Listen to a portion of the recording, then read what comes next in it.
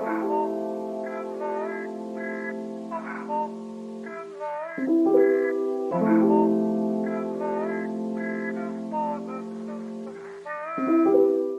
what's good with y'all? It's Powerhouse TGF coming back at you with another anime talk. Sanji and Zoro got me hyped.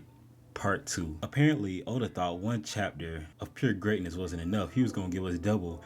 And this chapter felt like a movie. It was so long. I was like, I know it's about to stop. I know it's about to stop. And it just kept going and it just kept getting better.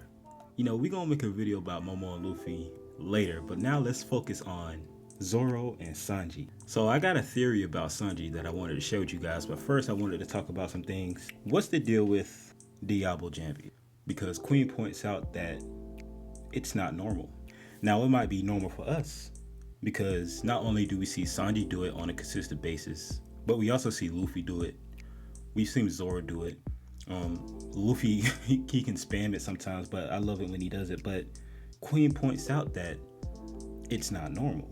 He also makes reference to Sanji's relatives and about how they're all enhanced beings. In his mind, he's thinking Sanji is also an enhanced being.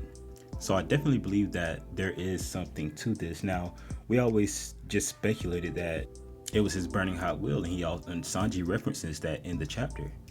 He says, "My burning hot will that conjures these flames." But is it really just a power that's exclusive to Sanji? That's what I mean. We also seen King do it, and like I just said, Luffy does it, but when Sanji does it, it's a little different, and that's why Queen had to point it out, because it is different, because he can sustain it. And I believe the only people that Queen has saw do things like that with fire is King. It must be something special about these fire conjuring straw hats that we might get some information in the future. And then I also wanted to ask you guys, how strong do you think Sanji can become? In the last video, I did reference a hockey bloom, but now it seems like we're gonna run down a different path, and I'll just go ahead and give you guys my theory. I feel like every time Sanji puts on the raid suit, his DNA changes more and more. When he said that he feels off, I think he's referring to that he's feeling less human. So I think he's slowly transforming into a cyborg, and by the time he realizes, it's going to be too late. I feel like Sanji might lose a piece of his humanity. He might become a little bit more ruthless, and that's how he's going to defeat Queen. Maybe, because when you observe the other Vinsmokes and how they treated Sanji, they were assholes, and they were strong as fuck, and they did lack humanity for Sanji's situation. They didn't even care. Until the end, when he said, like, even though you guys have done me wrong, I'm still gonna sacrifice myself and help you guys get away. So big ups to Sanji for that. And I'm also hyped as fuck about Zoro's fight as well with King. We got a lot of information on Zoro to talk about.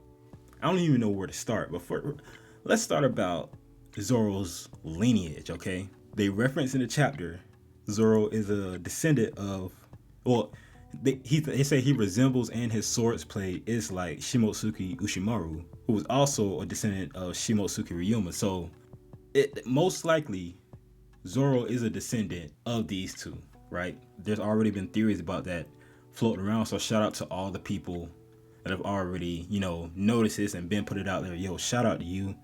I know the Zoro fans out there are going crazy because they're thinking ZKK might be a thing now. Now, if you don't know what ZKK is, it's Zoro kills Kaido. I wanted Luffy to get that one-on-one fade and kill Kaido, but we don't really see Luffy killing people, but we know that Kaido needs to die. Now, with Momo in the picture now, like I said, another video, Momo's in the picture, but ZKK, I don't know, yo. I feel like if Zoro kills Kaido is gonna be a thing, then he's gonna have to deal with King really fast. And because Luffy's gonna be on his way up, and they only got 15 minutes to stop Onigashima from falling on the capital.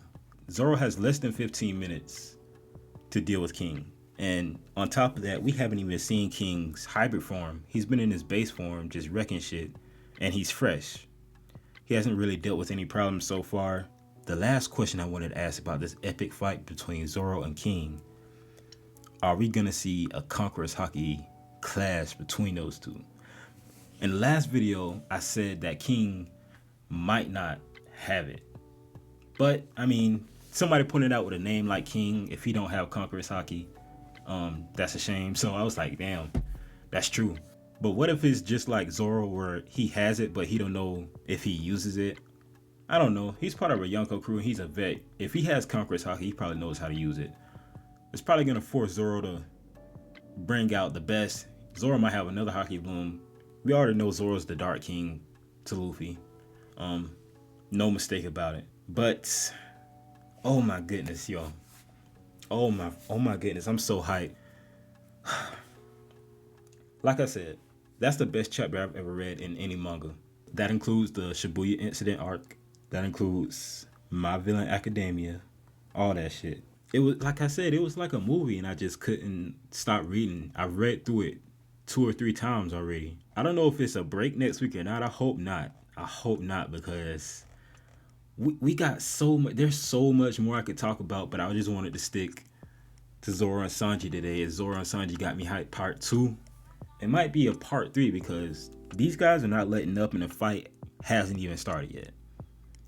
You guys already know the fight hasn't even started yet, so we're about to get something great. But guys, I really appreciate you watching this video. If you stayed the whole way through, I appreciate you. Drop a comment down below if you want to hop in a discussion or if you want me to react to anything. Be sure to drop a like and subscribe if you enjoy the content. Peace out.